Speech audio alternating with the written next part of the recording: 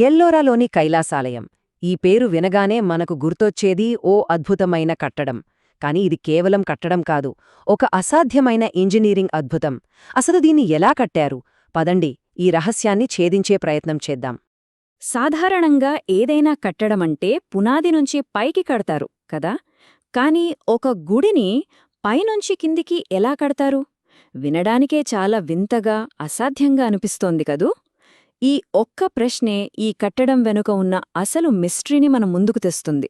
దానికి సమాధానం, నిజానికి గుడిని కట్టలేదు, మలిచారు. అవును, ఇటుకలు రాళ్లతో పేర్చి కట్టింది కాదు. ఒకే ఒక్క కొండను, ఒకే ఒక పెద్ద పర్వతాన్ని పైనుంచి కిందికి తొలిచి దానికి ఈ రూపాన్నిచ్చారు. అందుకే దీన్ని ఒక ఏకశిలా అద్భుతమంట.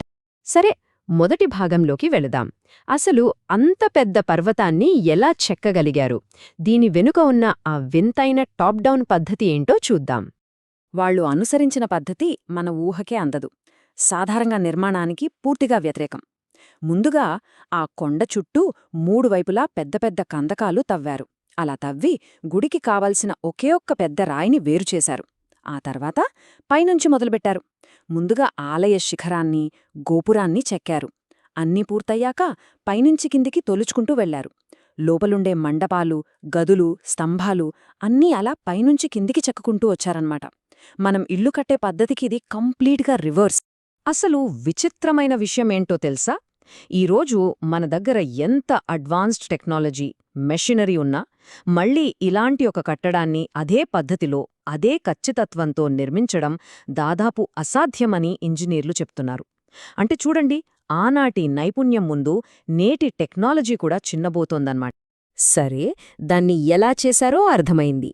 ఇప్పుడు ఎంత పని చేశారో చూద్దాం. దీని స్కేల్ చూస్తే మనకు మైండ్ బ్లాంక్ అవ్వాల్సిందే. ఒక సంఖ్య చెప్తాను: 4 లక్షలు.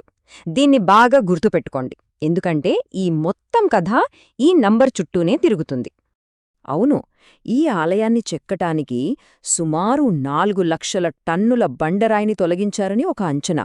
అది కూడా ఎలాంటి పెద్ద పెద్ద మెషీన్లు లేని కాలంలో, కేవలం ఉలి, సుత్తిలాంటి సాధారణ పనిముట్లతో. ఆ శ్రమ, ఆ పట్టుదలను ఒక్కసారి ఊహించుకుంటేనే ఆశ్చర్యంగా ఉంది. 4 లక్షల టన్నులు అంటే ఎంత బరువు ఉంటుందో మనకొక అంచనా రాదు కదా. సింపుల్గా చెప్పాలంటే, ఈరోజు మనం చూసే 5 భారీ ఎయిర్క్రాఫ్ట్ క్యారియర్ల బరువు కంటే ఎక్కువ. అంత బరువున్న రాయిని కేవలం మనుషులు తొలగించారంటే నమ్మగలమా? ఇక్కడితో కథ అయిపోలేదు. అసలు సిసలు మిస్త్రీ ఇక్కడే మొదలవుతుంది. అదే ఆ 4 లక్షల టన్నుల రహస్యం.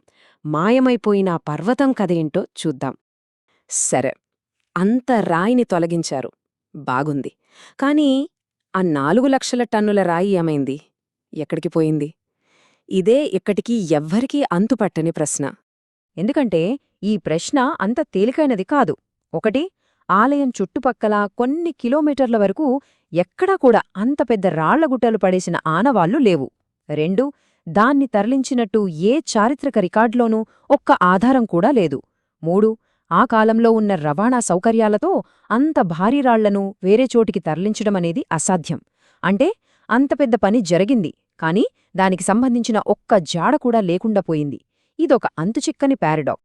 సరే, ఈ అంతుచిక్కని ప్రశ్నలకు సమాధానంగా కొన్ని ఇంట్రెస్టింగ్ థియరీలున్నాయి. అవేంటో చూద్దాం. ప్రాచీన ఇంజనీర్లు వాడిన రహస్య టెక్నాలజీ ఏమై ఉంటుంది? ఈ థియరీలలో ముఖ్యమైనది కోల్పోయిన సాంకేతికత. అంటే ఏంటి?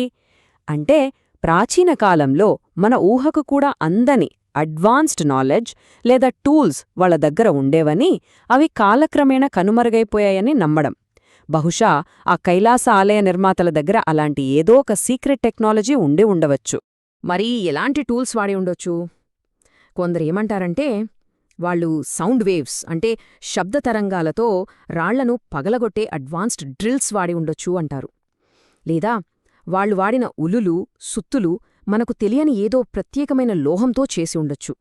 లేదా వాళ్ల ప్లానింగ్, వాళ్ల జామెట్రీ పరిజ్ఞానం మన అంచనాలకు మించి ఉండి ఉండొచ్చు. ఇవన్నీ కేవలం ఊహాగానాలే కావచ్చు. కాని ఆలోచించాల్సిన విషయాలు. వాళ్ళు ఏ పద్ధతి వాడినా, ఏ టెక్నాలజీ ఉపయోగించినా ఒక్కటి మాత్రం నిజం: కైలాస ఆలయమనేది మానవ మేధస్సుకు, వాళ్ల అద్భుతమైన పనితనానికి, వాళ్ల ఖచ్చితత్వానికి ఒక నిలువెత్తు నిదర్శనం. ఆ ఫలితం చూస్తే ఎవరైనా సరే వావ్ అనాల్సిందే.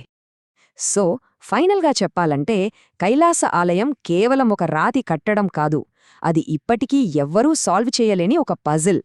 ప్రాచీన ప్రపంచం గురించి మనకు తెలిసింది చాలా కొంచెమే అని మనకు గుర్తుచేస్తూ ఒక నిశ్శబ్ద సాక్షిలా నిలబడి ఉంది. కాబట్టి మనం ఆలోచించాల్సిన ప్రశ్న ఇదే: ఈ అద్భుతం కేవలం మానవ ప్రతిభకు, పట్టుదలకు నిదర్శనమా? లేక కాలగర్భంలో కలిసిపోయిన, మనం కోల్పోయిన ఏదైనా అద్భుత జ్ఞానానికి సాక్ష్యమా? ఈ ప్రశ్నకు సమాధానం బహుశా ఆ రాళ్లలోనే దాగి ఉందేమో.